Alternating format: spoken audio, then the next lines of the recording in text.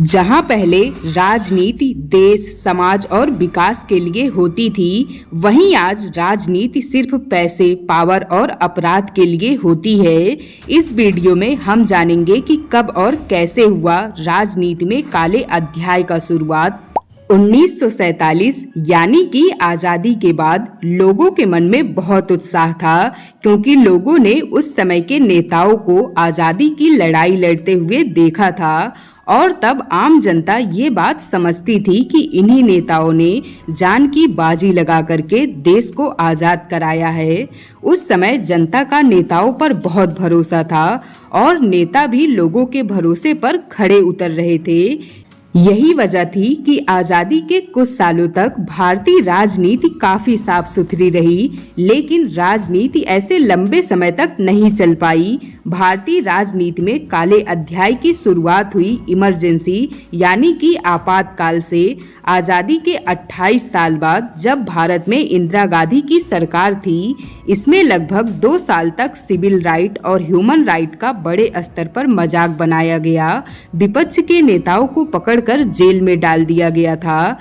इस आपातकाल के बारे में सबसे अजीब बात ये थी कि इंदिरा गांधी ने इमरजेंसी के लिए अपने मंत्रिमंडल से भी कोई सलाह नहीं ली थी। केवल कुछ ही गिने चुने नेता थे जो इमरजेंसी के दौरान सब कुछ कंट्रोल कर रहे थे, जिसमें एक नाम था संजय गांधी, दूसरा था चौधरी बंसीलाल और तीसरा नाम था विद्याचरण शुक्ल। ये भी उस समय के कांग्रेस के बड़े नेताओं में से थे।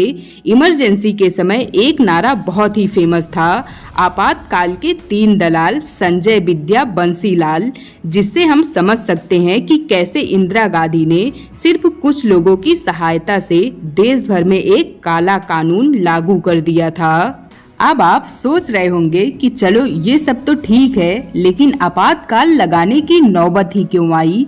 तो बॉस, साल 1971 में देश में लोकसभा चुनाव हुए थे। अब अगर आप लोकसभा चुनाव के बारे में डिटेल में जानना चाहते हैं तो डिस्क्रिप्शन में हमने एक वीडियो का लिंक दिया हुआ है। खैर, 1971 में इंदिरा गांधी रायबरेली की सीट से चुनाव लड़ रही थी और उनके विपक्ष में राजनारायण जनता पार्टी से चुनाव लड़ रहे थे। इंदिरा गांधी चुनाव जीत गई, लेकिन जनता पार्टी के राजनारायण का ये कहना था कि इंदिरा गांधी ने चुनाव के अंदर सरकारी मशीनों का गलत इस्तेमाल किया है और इसी आरोप के साथ राजनारायण इंदिरा गांधी को कोर्ट लेकर चले गए, जहां इलाहाबाद हाई कोर्ट ने इन सभी आरोपों को एकदम सही बताया और इंदिरा गांधी के ऊपर एक्शन लेने की तैयारी चलने लगी। लेकिन एक्शन लेने से पहले ही ये मामला सुप्रीम कोर्ट तक चला गया। तब सुप्रीम कोर्ट ने हाई कोर्ट के फैसले को मेंटेन रखा, लेकिन साथ ही इंदिरा गांधी को प्रधानमंत्री की कुर्सी पर बैठने की इजाजत भी दे दी थी, जिसके विरोध में जयप्रकाश नारायण, जो महात्मा गांधी और जवाहरलाल नेहरू के करीबी थे और इंदिरा गांधी के समय में बिहार के एक बड़े नेता थे, उन्होंने देश भर में आंदोलन की घोषणा की। तब अपनी सरकार को खतरे में देखते हुए इंदिरा गांधी ने 25 जून 1975 को राष्ट्रपति के द्वारा देश में इमरजेंसी लागू करवा दी। इमरजेंसी लागू होने के बाद उस समय देश भर में इतनी सारी घटनाएं हुई, जिसने इंदिरा गांधी और कांग्रेस सरकार पर एक बहुत बड़ा सवाल खड़ा कर दिया था। खासकर संजय गांधी का जबरन पुरुष नसबंदी का आदेश, जिसमें गांव में रहने वाले नौजवानों को भी उनकी मर्जी के बिना पकड़कर उनकी नसबंदी कर दी जाती थी। लाल कृष्ण आडवाणी, जयप्रकाश नारायण, मोरारजी देसाई, अशोक मेहता और अटल बिहारी वाजपेयी जैसे नेताओं को एक ही रात में पकड़कर जेल में डाल दिया गया। इंदिरा गांधी इस बात को समझती थी कि इमरजेंसी लंबे समय तक नहीं चल सकती, इसीलिए 21 महीने बाद 23 मार्च को इमरजेंसी खत्म होने की घोषणा कर दी गई। इससे 3 दिन पहले ही देश में लोकसभा चुनाव भी करवा दिए गए थे। जनता इंदिरा गांधी से बहुत ज्यादा नाराज थी, इसीलिए 1977 के चुनाव में कांग्रेस को सिर्फ 154 सीटें ही मिली, जबकि 1971 के चुनाव में कांग्रेस को 352 सीटें मिली थी। देश की जनता ने साफ कर दिया था कि देश में तानाशाही बिल्कुल नहीं चलेगी, जिसके बाद देश के केंद्र में पहली बार गैर कांग्रेस पार्टी की सरकार सत्ता में आई। जनता पार्टी सत्ता में आई और मोरारजी देसाई जी देश के प्रधानमंत्री बने, जिसके बाद 2 सालों तक सब कुछ ठीक चला। लेकिन उसके बाद जनता इनसे भी परेशान होने लगी। खास करके जिन पार्टियों के साथ उन्होंने गठबंधन किया था वो धीरे धीरे अपना सपोर्ट वापस लेने लग गई। ऐसे में केवल 2 साल बाद मोरारजी देसाई जी की सरकार गिर गई और फिर देश की जनता ने इंदिरा गांधी को एक और मौका दिया ताकि वो अपनी गलतियों को सुधार सके।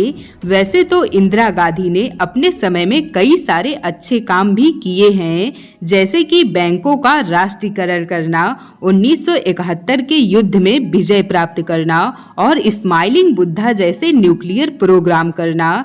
लेकिन इमरजेंसी के दौरान जो एक काला अध्याय भारत की राजनीति में शामिल हुआ वो इतना भयानक था कि उसके लिए इंदिरा गांधी को अपनी जान गंवानी पड़ी। 1984 में पंजाब में खालिस्तान की मांग करने वाले अलगाववादी नेताओं की संख्या बहुत बढ़ने लगी थी। इन नेताओं में से सबसे बड़ा नाम था जनरल सिंह भिंडरावाला, जो पंजाब को एक अलग देश बनाने की बात करता था। इंदिरा गांधी ने सेना बुलाकर ये आदेश दिया कि भिंडरावाला, जो उस समय अमृतसर के गोल्डन टेम्पल में छिपकर बैठा था, उसे एक रात में पकड़कर लाया जाए। गोल्डन टेम्पल में जनरल सिंह अपने साथियों के साथ पूरे हथियार के साथ तैयार था। सेना के लिए अंदर जाना लगभग नामुमकिन हो चुका था। उस समय ये फैसला लिया गया कि गोल्डन टेम्पल पर टैंक और तोपों से हमला किया जाएगा। गोल्डन टेम्पल, जो सिखों के लिए एक बहुत ही पवित्र स्थान है, उस पर यह हमला देखकर देश भर के सिख इंदिरा गांधी से नाराज हो गए। पूरे देश में कांग्रेस और इंदिरा गांधी के खिलाफ माहौल बनने लगा। खासकर सिखों के अंदर इंदिरा गांधी के लिए नफरत बहुत ज्यादा बढ़ चुकी थी। उसी दिन भिंडरावाले को ऑपरेशन ब्लू स्टार में मार दिया गया। लेकिन इस घटना के कुछ समय बाद इंदिरा गांधी को उनके ही सिख बॉडीगार्डों ने गोली से छन्नी करके मार डाला।